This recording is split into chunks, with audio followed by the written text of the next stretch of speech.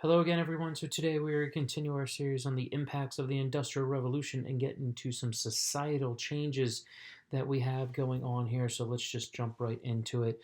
Now, one class of people, okay, and societal changes that we're really going to have are industrial entrepreneurs.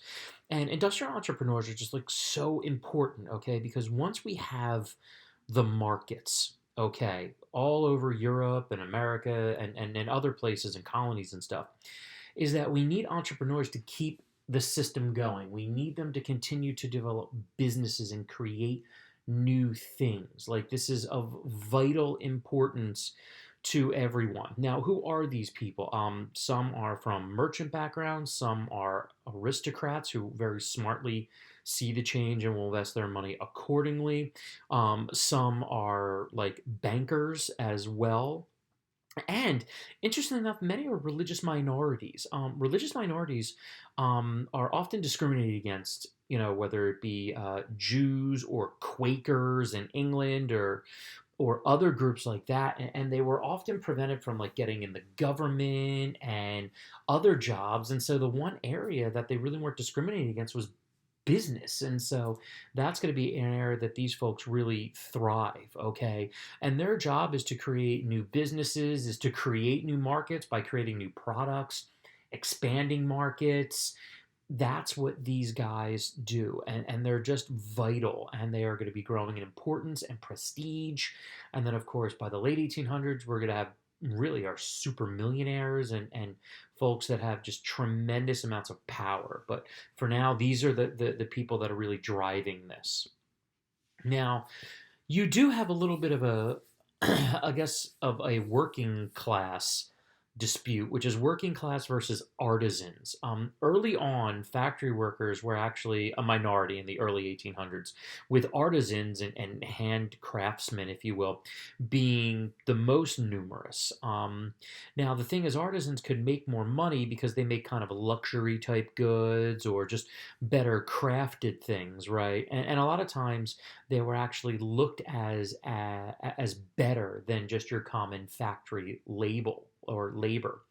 However, but as industrialists gain strength and as people start to demand more and more goods, the fact of the matter is that people are going to want cheaper goods and they're going to want them made faster. And that is where the factory is going to be able to slowly but surely take over. And so the working class is going to grow, and artisans will almost kind of become like a niche industry, if you will.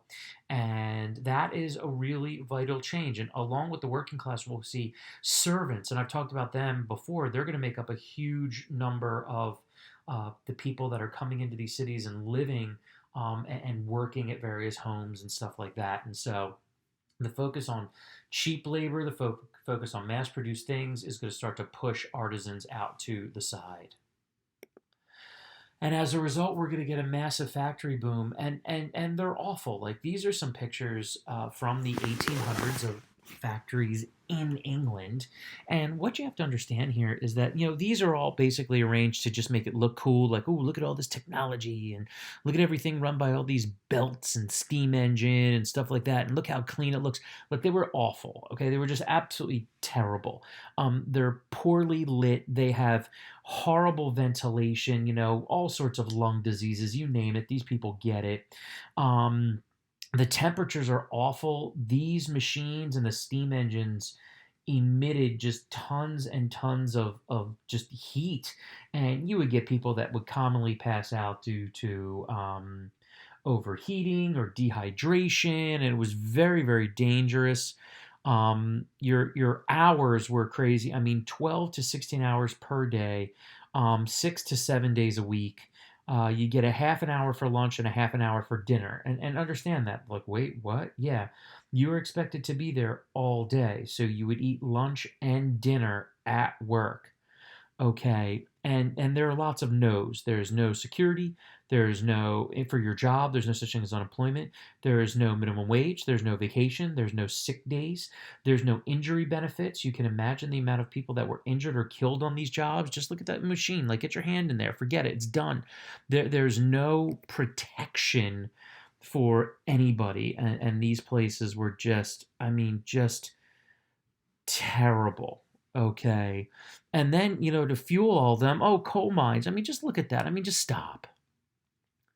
I mean, I'm normally okay with tight spaces, but like that just gets, my heart rate up. And of course, inhaling all the lung stuff. There's no one's wearing aspirators. No one's making sure everything's okay. These guys are getting black lung disease and cave-ins and then gas explosions or gas inhalation. It's just absolutely brutal.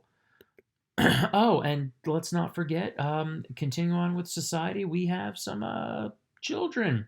Okay, child labor is not new. I mean, children have been farming for years.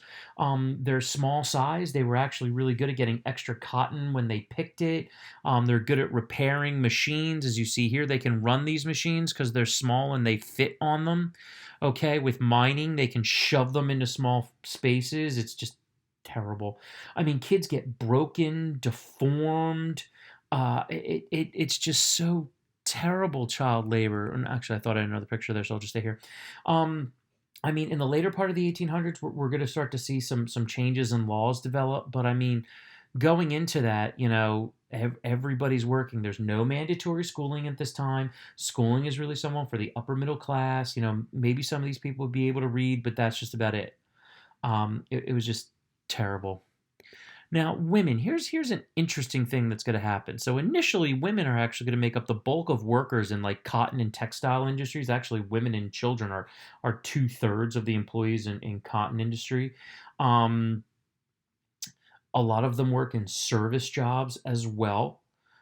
And the thing, though, is what's going to happen is that as labor is analyzed a little bit more, okay, and these factories start getting looked to in a little bit more, so you know, eventually, child labor will be reduced, so women will work more. And everyone's like, oh, well, women work more, they get more rights because they're contributing more, and that's not necessarily the case. As these places become regulated, they're seen as more dangerous for women, and women actually find it harder to get jobs.